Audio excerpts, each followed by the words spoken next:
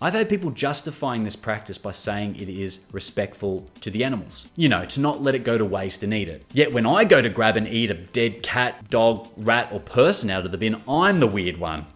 Hello and welcome back to the channel. My name is Alistair and this is Plant-Based Logic. Imagine it's 10:30 at night and you and a bunch of your friends decide to go on a fun little adventure. No, it's not the movies. Boring. What about the local bowling alley? No, you and your friends decide you're gonna go foraging in the bins for food behind your local supermarket. Your friends are all vegans, yet one of them finds a pepperoni pizza in the bin and decides they're gonna take it home. You question them on the ethics and they reply, it's still vegan. It was going to go to waste anyway. Today on this episode of the Grey Areas of Veganism, we look at dumpster diving and ask ourselves the simple question, is it vegan? My name's Alistair, let's get into the video.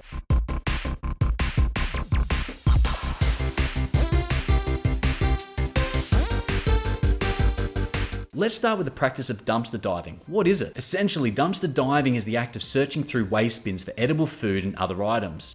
We live in such a wasteful society, it's amazing what people throw out. An article on this in the conversation, and I will link the full article in the show notes below. So if you want to read the full article, go down there and click that one. But let's look at the main takeaways from the article. Food waste is estimated to cost the Australian economy $20 billion a year. This includes commercial and industrial sector waste, as well as waste disposal charges. The Australian government is developing legislation with the aim of halving food wastage by 50%.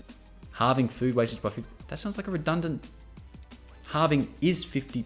What about the aim of reducing food wastage by 50%? Okay, I'm going to ignore that. Let's get back to the article. Effective solutions could result in tremendous savings and considerable environmental benefits. While dumpster diving is obviously not a wholesale solution to the problem of food waste, young consumers' changing attitudes are an important part of our national conversation. My findings show that Melbourne's young environmentalists regularly visit dumpsters at vegetable markets, supermarkets, and bakeries. So I've been dumpster diving before. Yeah, I used to do it quite a lot. When I was at university, it was normal not to have any food. And a bunch of us would go down to the local Target and they would always have expired chocolate bars and expired drinks that we could just take. A friend at a local bakery too, she would bring home these big black garbage bags full of bread and all sorts of other bakery items. And we would also stake out our local fruit and veg place. And they would throw out heaps of overripe bananas and other produce that was fine. And we used to just pick that up and take it home. That was easily still edible. It's what we did. I feel strangely weird about it now. I'm not against dumpster diving, don't get me wrong, but I find it weird that there are people who don't need the food eating this food when it could easily go to people who are in need. I was in need at university. I had no money, but I was also lazy.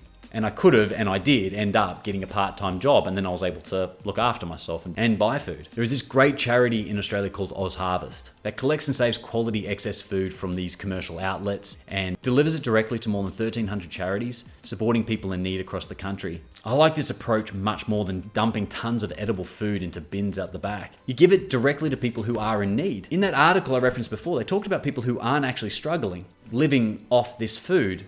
And I don't know, it just rubbed me the wrong way. Let me read the quote from the article. I never in my childhood and afterwards had a shortage of food in my life. I think the reason that I started dumpster diving, and one of the main reasons that I continue it, is because I think it's environmentally a good thing to do. I'm not buying things, I'm not contributing to unsustainable food production. Several participants said that they refuse to buy from companies with unacceptable environmental credentials. For them, dumpster diving is not an occasional activity, but a planned and ongoing way of life. They attempt to create an alternative free food economy based on minimizing waste and sharing resources. Listen, I will let you make up your own mind about dumpster diving.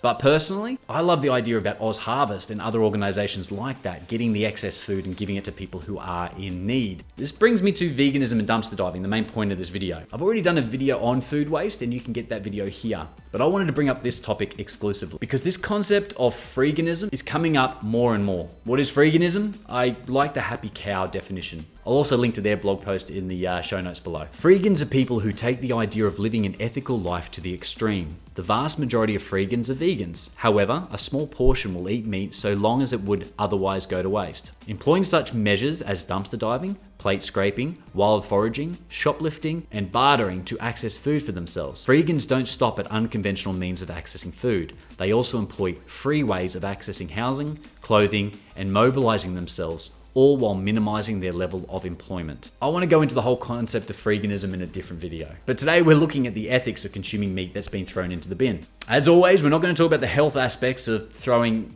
cuts of meat into bin that's probably been in the sun. Yeah, let's not talk about the health aspects. Let's just focus purely on the ethics. I've had people justifying this practice by saying it is respectful to the animals. You know, to not let it go to waste and eat it. Yet when I go to grab and eat a dead cat, dog, rat, or person out of the bin, I'm the weird one.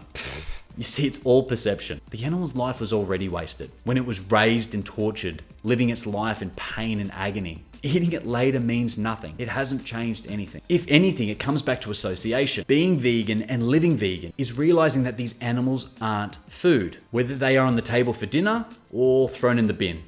They're not food. When eating animals in any way, it is acknowledging that animals are things to be used and eaten. Is it morally better to dumpster dive than buy it directly? Absolutely. And this is where I want to open up the grey areas of veganism debate. Survival. If you were living on the street and needed whatever you could to survive, I wouldn't think twice about cooking anything I could find. If I had to eat meat to not starve to death, dumpster diving would be a fantastic alternative in that survival situation only. I cannot see how a vegan can justify eating animals just because it's free or that it was waste if their situation didn't explicitly require it, i.e. survival. But like always, I want to know what you think. These grey areas of veganism videos are released to start a conversation and question certain practices. What are your thoughts on dumpster diving in general? Is eating animals out of the bin morally justified? I really want to know what your thoughts are on this one. My name's Alistair, and if you like this video, you might also like my video on secondhand leather vegan. You can get that one here. This is Plant-Based Logic, and until next time, bye for now.